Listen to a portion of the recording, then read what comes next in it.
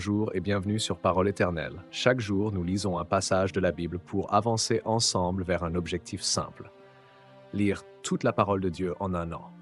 Si tu veux grandir dans ta foi, connaître Dieu davantage et laisser sa parole transformer ton cœur, abonne-toi maintenant et suis ce voyage avec nous. L'objectif, te permettre de grandir dans ta foi, découvrir la profondeur des Écritures et développer une relation intime avec Jésus. Que vous soyez chrétien depuis longtemps ou que vous découvriez la foi, ce rendez-vous quotidien est fait pour vous aider à grandir spirituellement jour après jour. Aujourd'hui, nous lisons 1 Corinthiens chapitre 4. Dans ce passage, l'apôtre Paul continue d'enseigner l'Église de Corinthe avec une parole forte mais remplie d'amour. Il parle de fidélité, humilité et autorité spirituelle. Il nous rappelle aussi que le jugement ultime appartient à Dieu seul et que le véritable service pour Christ ne repose pas sur les apparences, mais sur la puissance du royaume. Lecture 1 Corinthiens 4.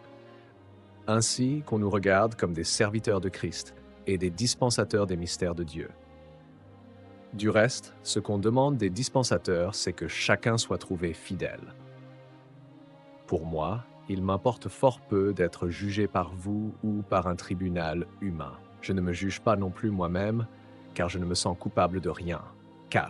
Mais ce n'est pas pour cela que je suis justifié. Celui qui me juge, c'est le Seigneur. C'est pourquoi ne jugez de rien avant le temps, jusqu'à ce que vienne le Seigneur, qui mettra en lumière ce qui est caché dans les ténèbres et qui manifestera les desseins des cœurs. Alors chacun recevra de Dieu la louange qui lui sera due. C'est à cause de vous, frères, que j'ai fait de ces choses une application à ma personne et à celle d'Apollos, afin que vous appreniez en nos personnes à ne pas aller au-delà de ce qui est écrit, et que nul de vous ne conçoive de l'orgueil en faveur de l'un contre l'autre. 7. Car qui est-ce qui te distingue? Qu'as-tu que tu n'aies reçu? Et si tu l'as reçu, pourquoi te glorifies-tu comme si tu ne l'avais pas reçu? Déjà vous êtes rassasiés, déjà vous êtes riches. Sans nous, vous avez commencé à régner. Et puissiez-vous régner en effet, afin que nous aussi nous régnions avec vous. 9. Car Dieu, ce me semble, a fait de nous apôtres les derniers des hommes, des condamnés à mort en quelque sorte, puisque nous avons été en spectacle au monde, aux anges et aux hommes. Nous sommes fous à cause de Christ. Mais vous, vous êtes sages en Christ. Nous sommes faibles, mais vous êtes forts. Vous êtes honorés et nous sommes méprisés. 11 jusqu'à 7 heures, nous souffrons la faim, la soif, la nudité. Nous sommes maltraités, errants çà et là. 12, nous nous fatiguons à travailler de nos propres mains. Injuriés, nous bénissons. Persécutés, nous supportons. 13, calomniés, nous parlons avec bonté. Nous sommes devenus comme les balayures du monde, le rebut de tous jusqu'à maintenant. Ce n'est pas pour vous faire honte que j'écris ces choses, mais je vous avertis comme mes enfants bien-aimés. 15, car quand vous auriez 10 000 maîtres en Christ, vous n'avez cependant pas plusieurs pères, puisque c'est moi qui vous ai engendré en Jésus-Christ par l'Évangile. C'est, vous en conjure donc, soyez mes imitateurs. 17, pour cela je vous ai envoyé Timothée, qui est mon enfant bien-aimé et fidèle dans le Seigneur. Il vous rappellera quelles sont mes voies en Christ. Quelle est la manière dont j'enseigne partout dans toutes les églises. Quelques-uns se sont enflés d'orgueil comme si je ne devais pas aller chez vous. 19. Mais j'irai bientôt chez vous si c'est la volonté du Seigneur, et je connaîtrai non les paroles, mais la puissance de ceux qui se sont enflés. Car le royaume de Dieu ne consiste pas en paroles, mais en puissance. 20. Que voulez-vous? Que j'aille chez vous avec une verge ou avec amour et dans un esprit de douceur. Voici ce qu'on peut retenir de ce chapitre. Nous sommes des serviteurs. Paul dit qu'on doit le considérer comme un serviteur de Christ. Il rappelle que ce qui compte, ce n'est pas l'opinion des hommes, mais la fidélité à Dieu. 2. Ne juge pas trop vite. Il nous invite à ne pas juger avant le temps, car Dieu seul connaît les cœurs et révélera un jour tout ce qui est caché. 3. L'orgueil divise. Paul dénonce l'orgueil spirituel de certains à Corinthe. Il souligne que tout ce que nous avons vient de Dieu. Alors pourquoi se vanter? 4. Le vrai ministère implique des souffrances.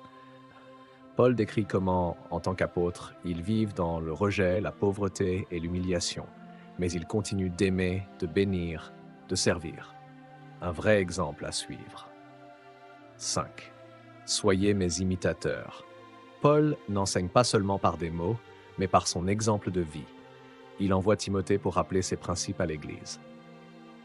En résumé, ce chapitre nous pousse à servir avec humilité, à ne pas juger les autres trop vite et à vivre selon l'esprit et non selon l'apparence. Aujourd'hui, posons-nous cette question. Suis-je fidèle à ce que Dieu m'a confié, même si personne ne le voit? Est-ce que je cherche l'approbation des hommes ou celle de Dieu? Si ce message t'a encouragé, n'oublie pas de t'abonner à la chaîne, liker cette vidéo, activer la cloche pour ne rien manquer de notre parcours biblique et surtout, partage cette vidéo avec quelqu'un qui a besoin d'être édifié aujourd'hui. Pour aller plus loin, je t'ai préparé un PDF à télécharger qui résume ce passage avec le verset clé à retenir, ainsi qu'une explication simple pour t'aider à méditer encore plus profondément. Tu peux le retrouver en cliquant sur le lien dans la description. Et ce n'est pas tout. Si tu veux approfondir ta marche avec Dieu, je t'invite à découvrir notre e-book d'études de la Bible, spécialement conçu pour t'accompagner dans un voyage transformateur à travers la parole de Dieu. Chaque page est une pause sacrée. Une invitation à t'arrêter, à écouter, à réfléchir et à répondre à la voix du Seigneur. Ce n'est pas un simple exercice spirituel, mais un véritable dialogue de cœur à cœur avec Dieu. Cet e-book devient ton espace, un lieu où tu peux être vrai, vulnérable, reconnaissant ou même en questionnement. Il t'aide à suivre un plan de lecture sur 365 jours, mais tu peux aussi avancer à ton propre rythme.